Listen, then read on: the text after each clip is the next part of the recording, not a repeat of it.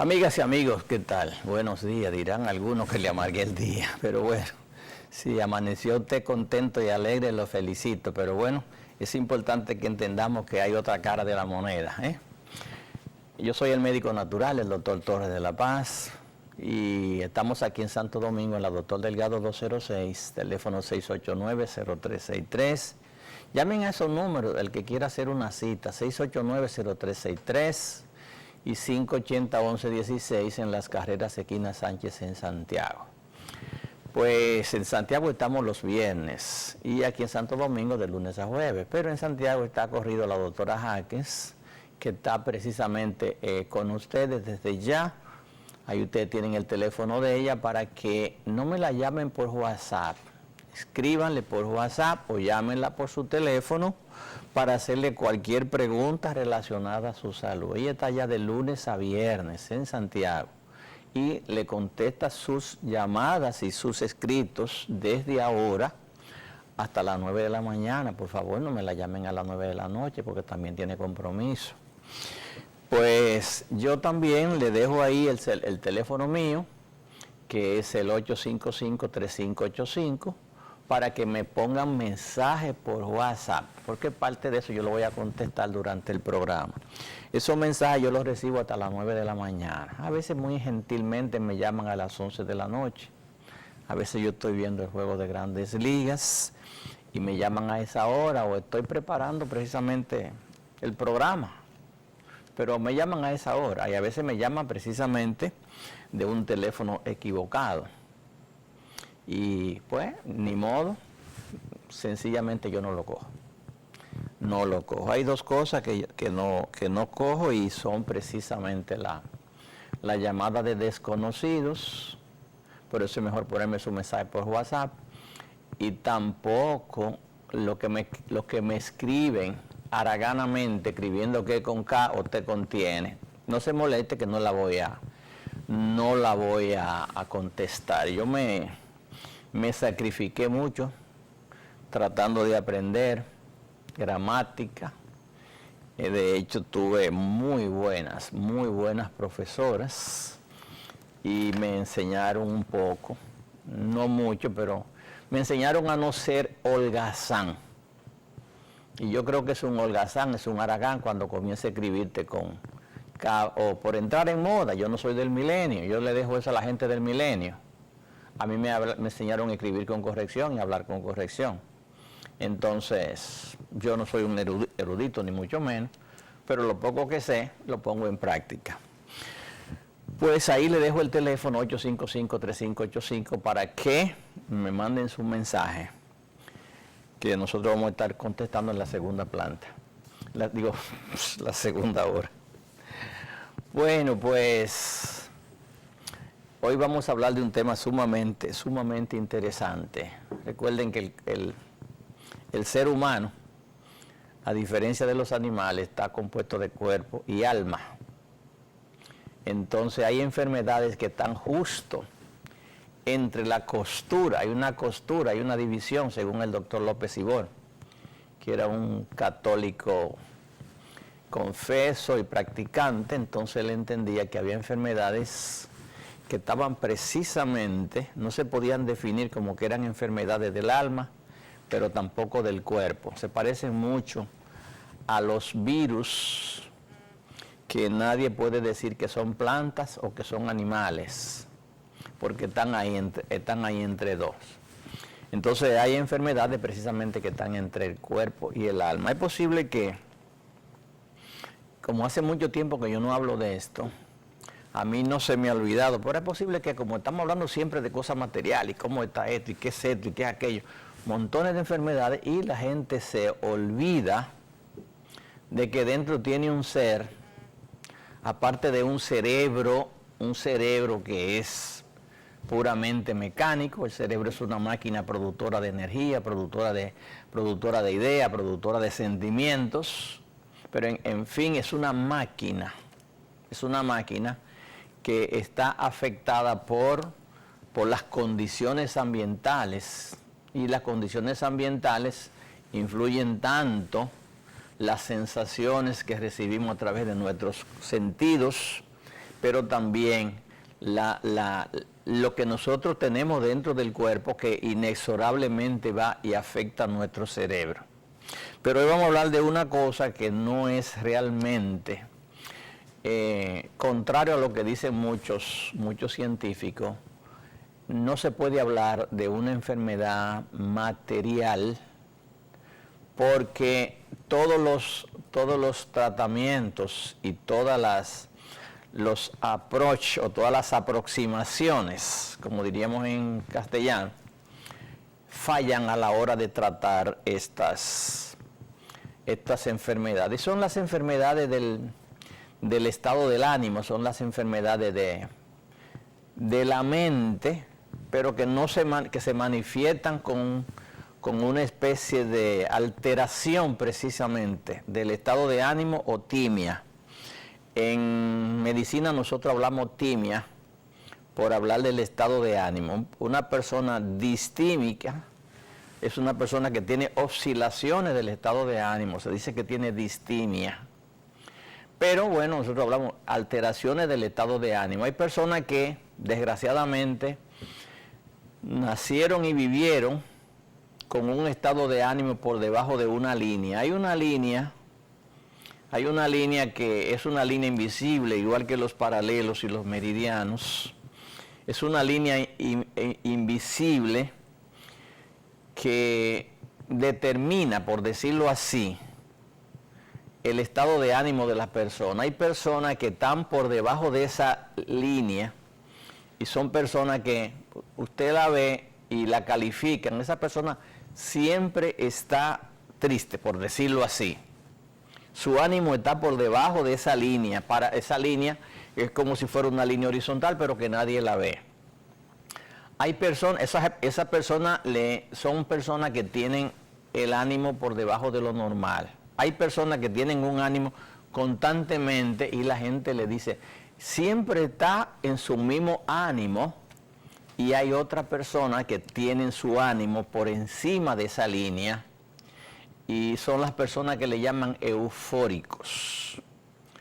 Entonces, vamos a trabajar con ese tipo de personas cuyo estado de ánimo va a estar por debajo de la línea casi permanente, aunque de vez en cuando ese estado se pone normal, casi nunca sube, porque ya eso entraña otro tipo de patología. Nosotros vamos a hablar hoy de depresiones. Si usted entra al internet y le pregunta a Google qué es una depresión, le va a decir, mira, una depresión es cuando la Tierra, por ejemplo, en un determinado lugar está más bajita que la línea, más o menos la línea media. Es una depresión. Y le habla de diferentes tipos de depresiones, pero a nivel geográfico, ¿no?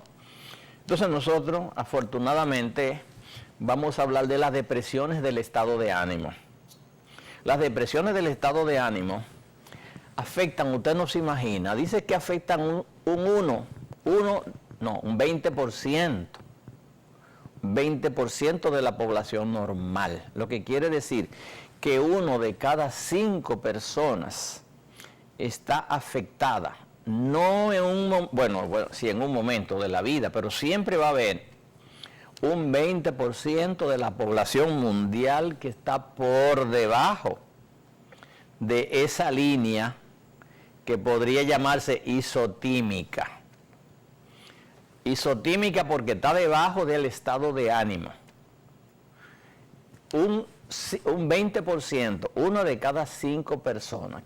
¿Cuáles son los tipos de depresiones? Normalmente se hablan de 3 tipos de depresiones, pero por supuesto que hay más depresiones.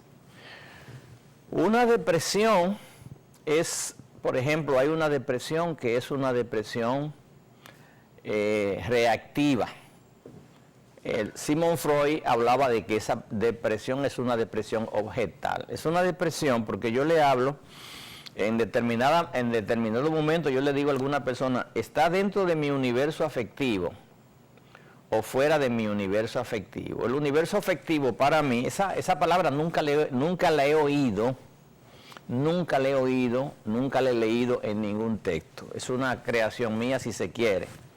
A lo mejor aparecerá alguien que la tiene registrada y entonces me dice que yo lo estoy plagiando, pero yo honestamente nunca la he oído. El universo afectivo, yo le pongo como un plato, de esos platos del tamaño que usted quiera, y entonces en ese universo afectivo suyo, usted tiene diferentes cosas y personas que usted quiere.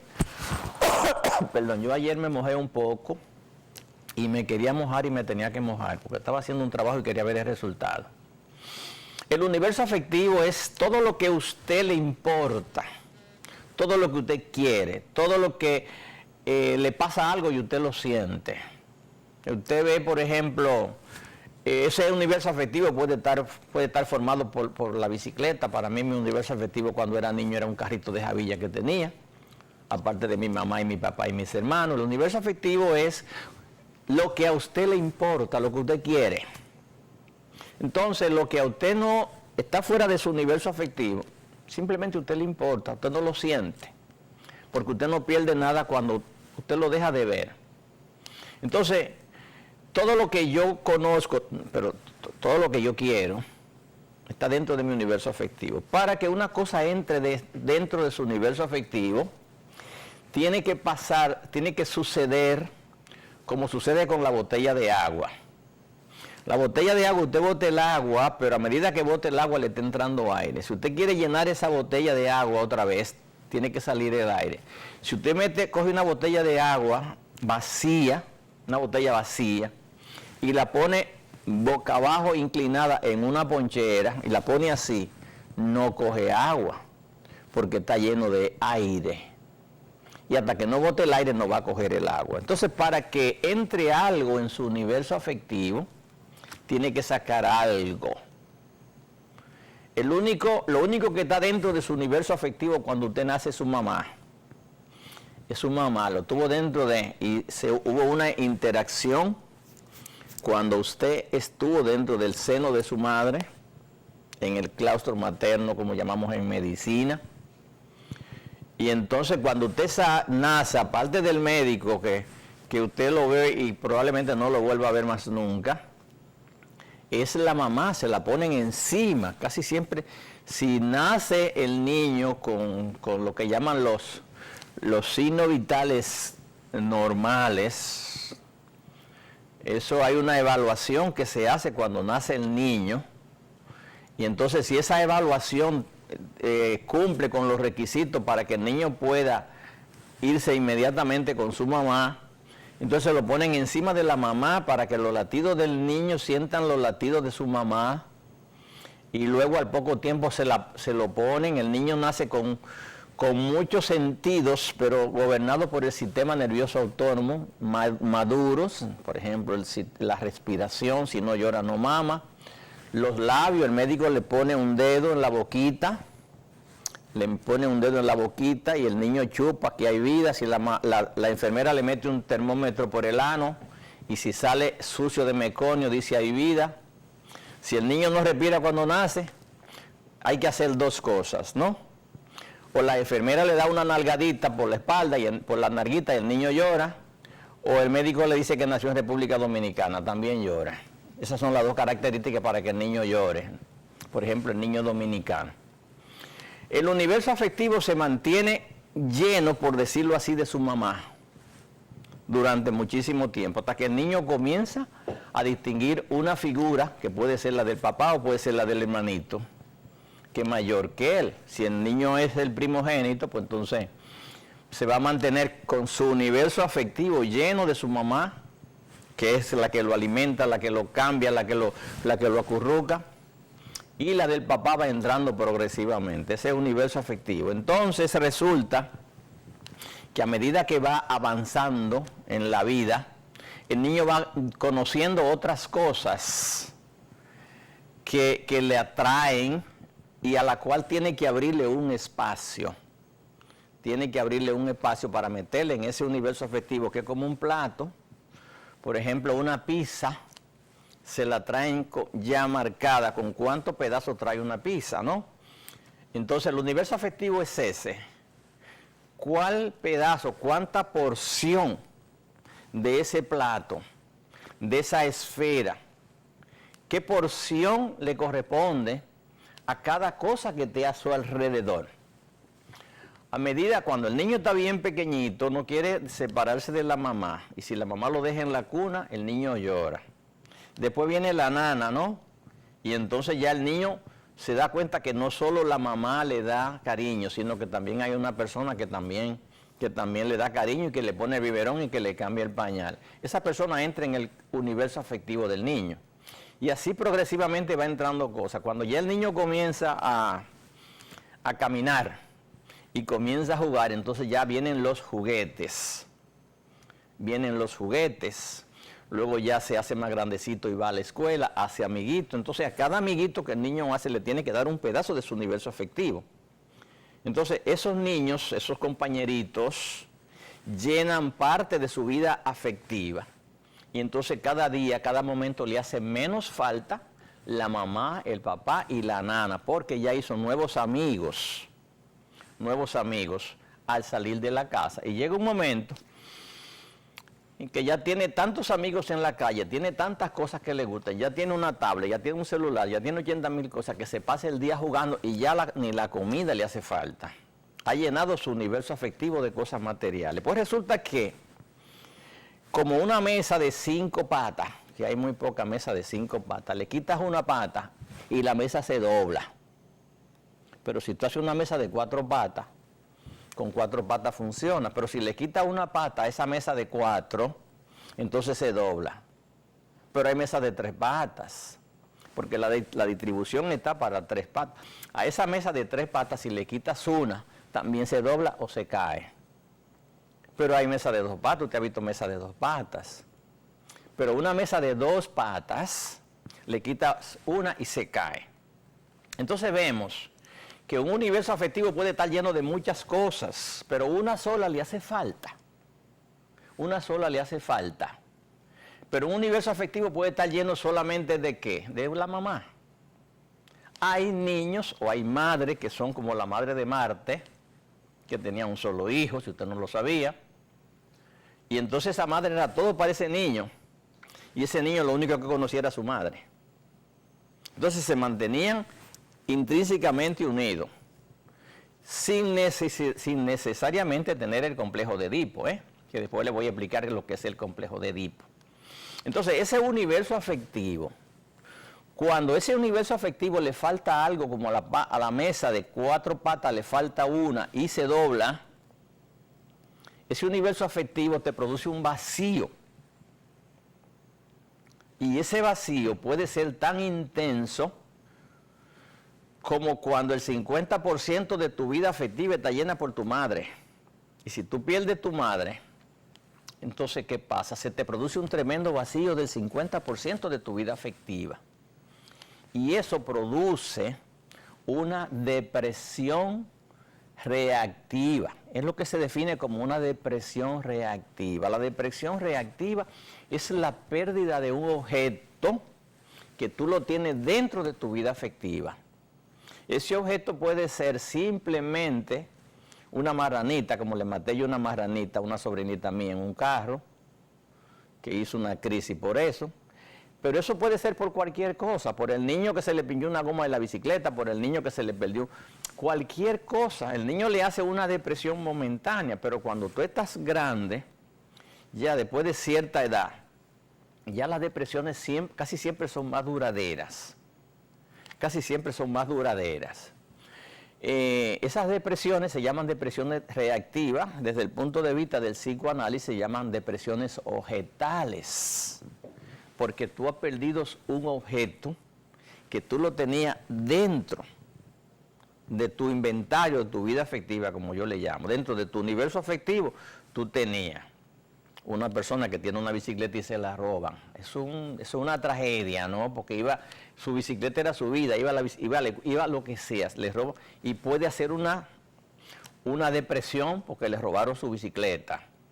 Evidentemente, esa depresión, como todo en la vida, va a durar hasta tanto se llene el hueco que deja esa vida afectiva. Si viene el papá generosamente y le compra otra bicicleta, a menos que la bicicleta tuviera, perdón, esa fue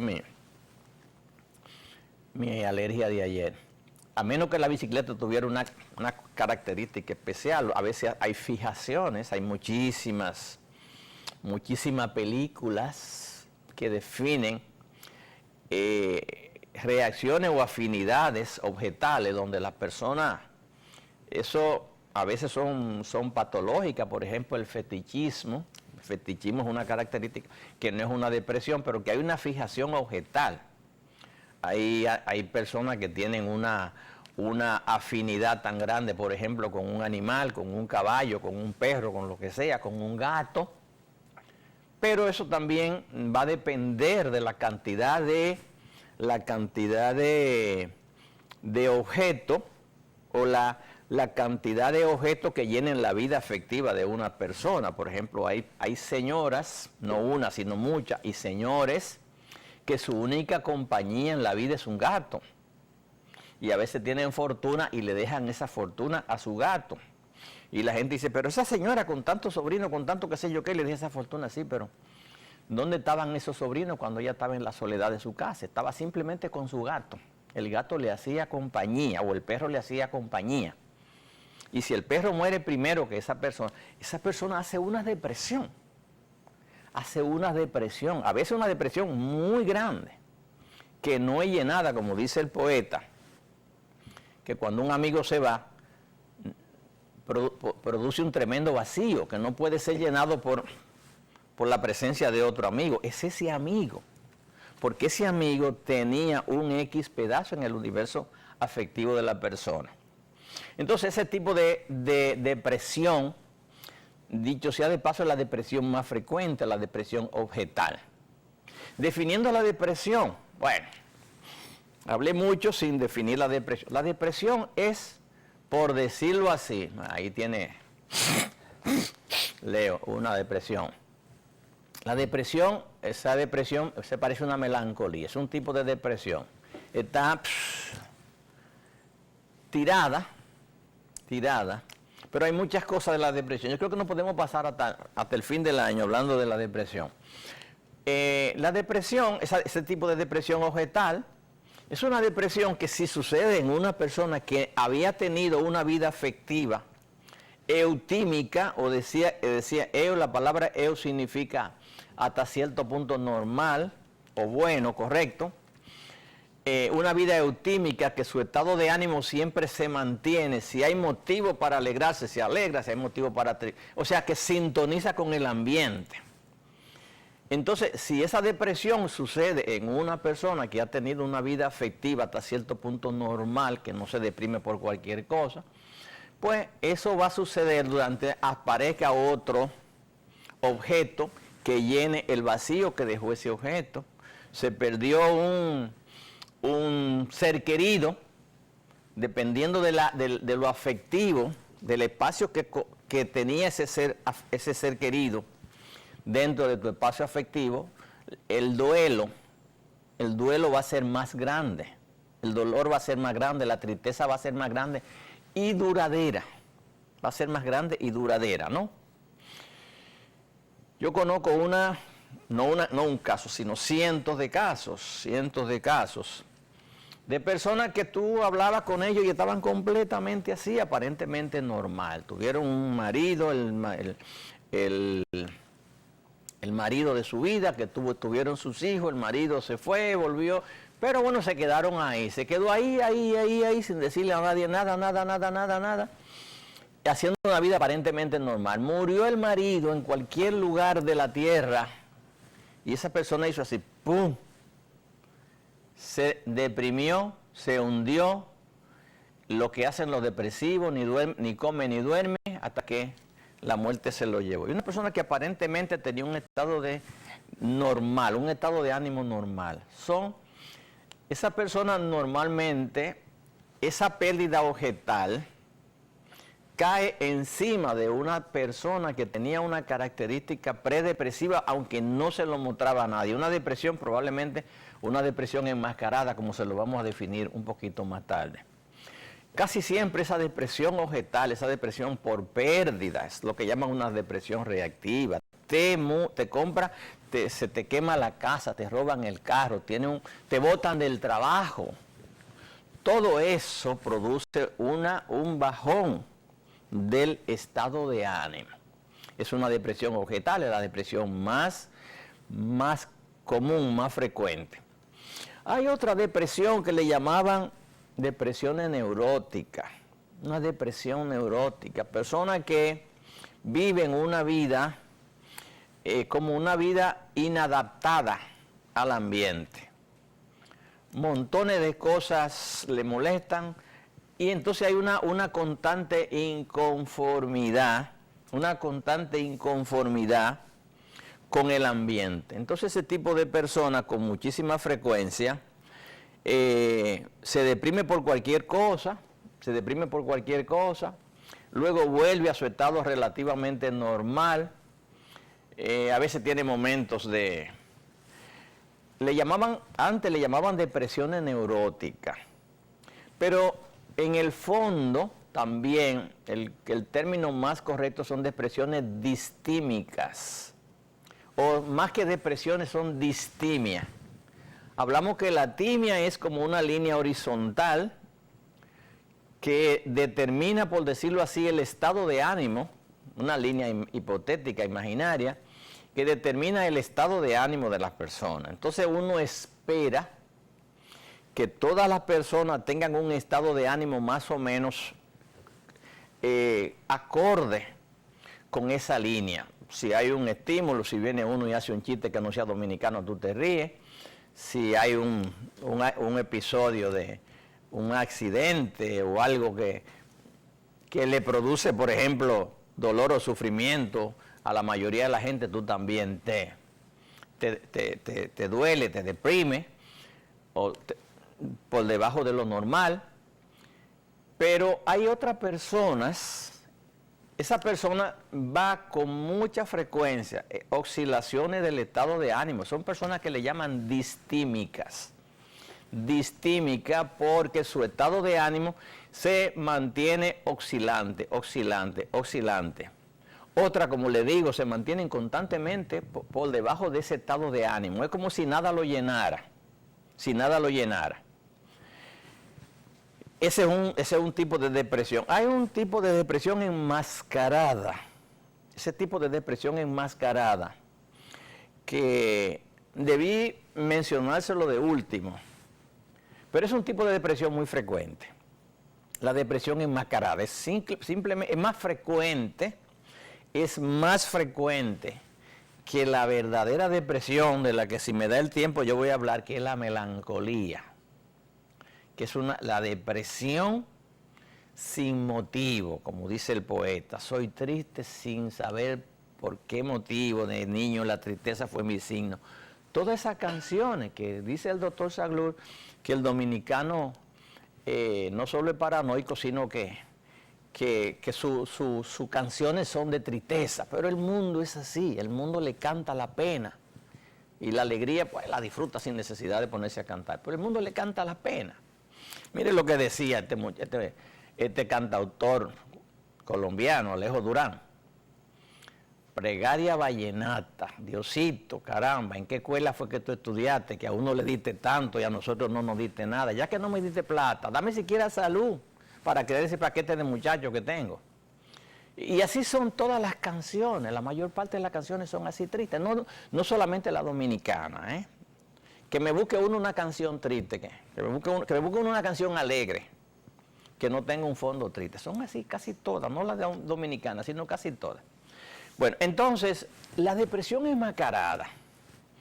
La depresión enmascarada es lo que se parece más en estos momentos a la célebre gastritis.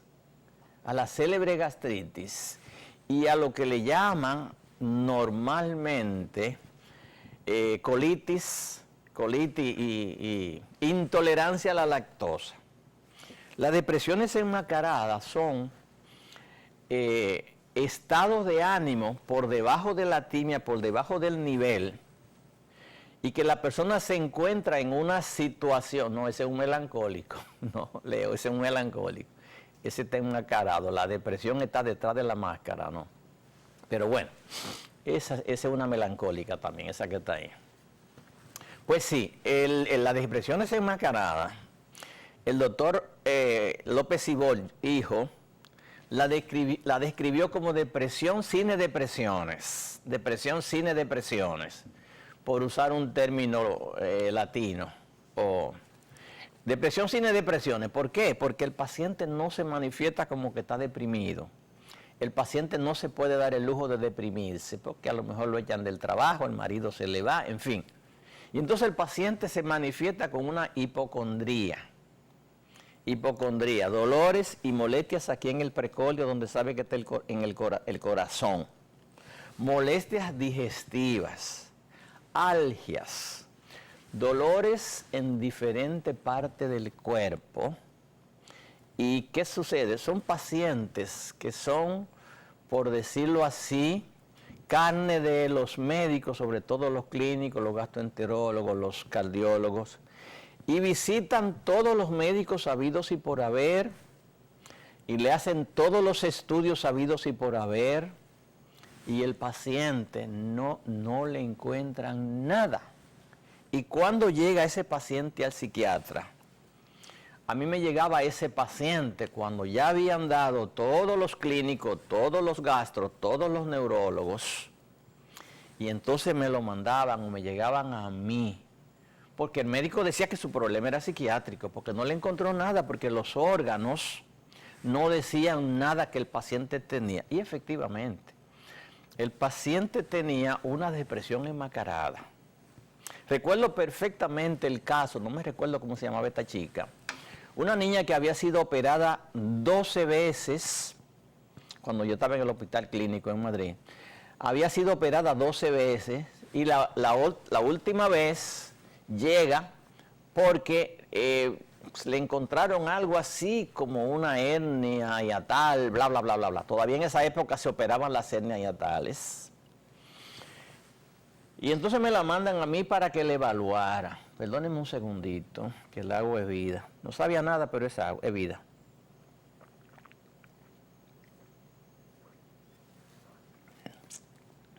Gracias, papación. Pues me la mandan a esa muchacha para que le evalúe. Antes, allá en España, la medicina es socializada. Eso tiene España, eso tiene Europa. Europa se cuida, esmera a su gente, se preocupa. La medicina es socializada.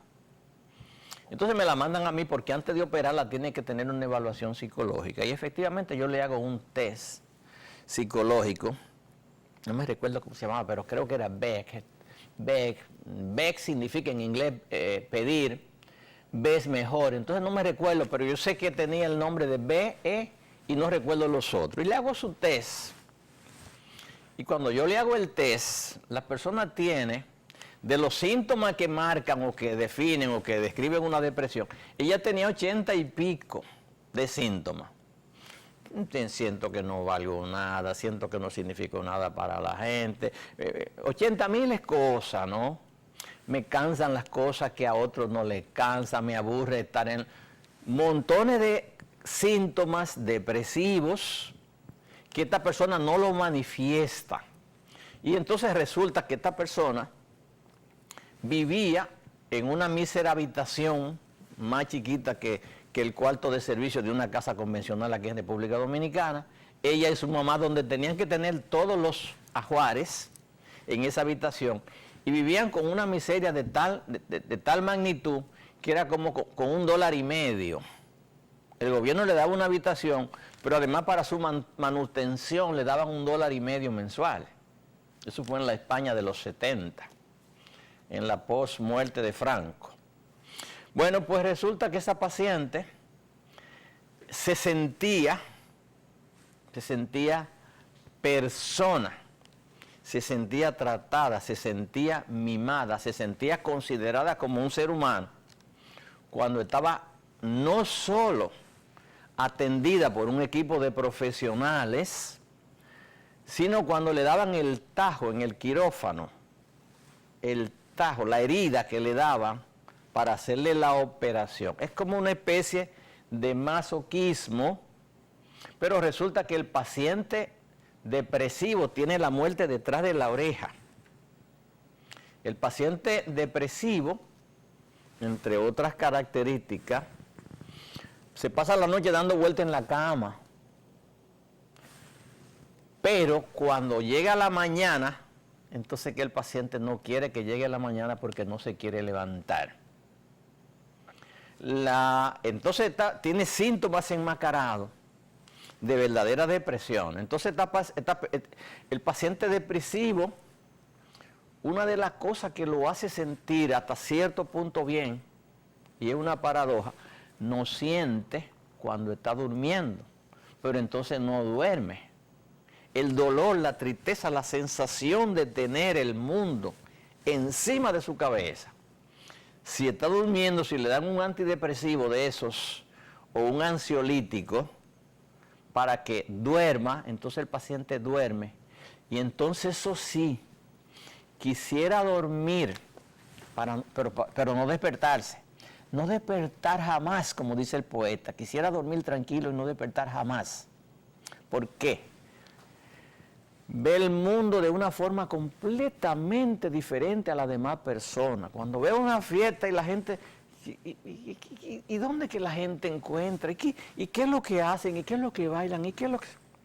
Hay una canción muy interesante que se llama Pasa Ligera, la maldita primavera. Pero este síntoma puede aparecer en la depresión enmascarada.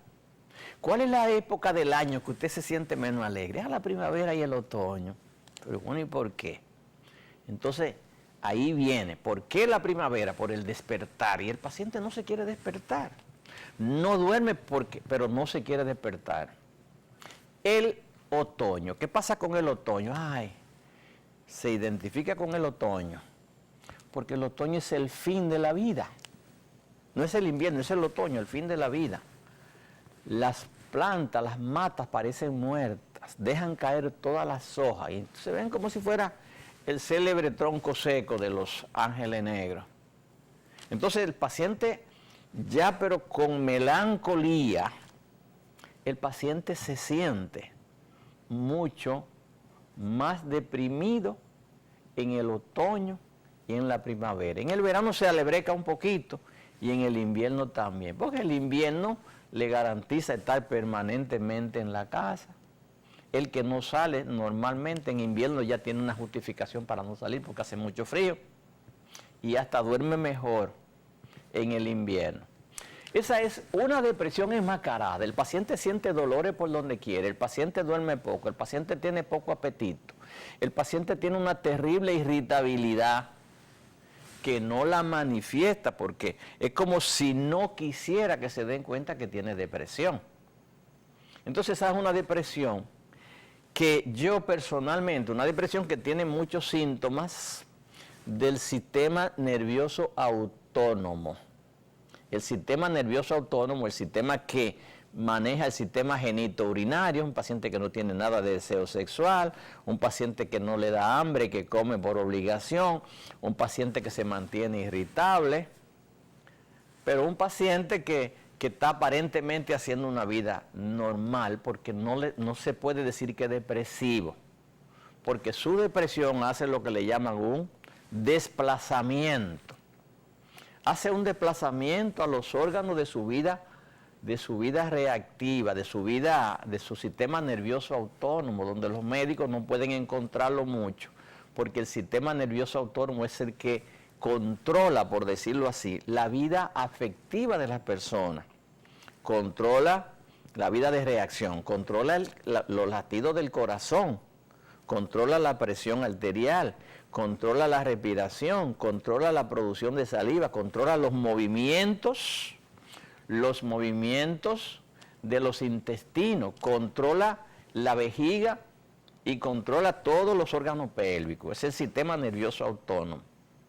Por eso el sistema nervioso autónomo controla los labios, te puede mover los labios cuando le dé la gana, eso es verdad, pero, por ejemplo, en el niño nace y mueve los labios, porque los labios le garantizan al niño que si el niño succiona, el niño va a vivir, va a sobrevivir, y entonces el niño nace con eso realmente maduro.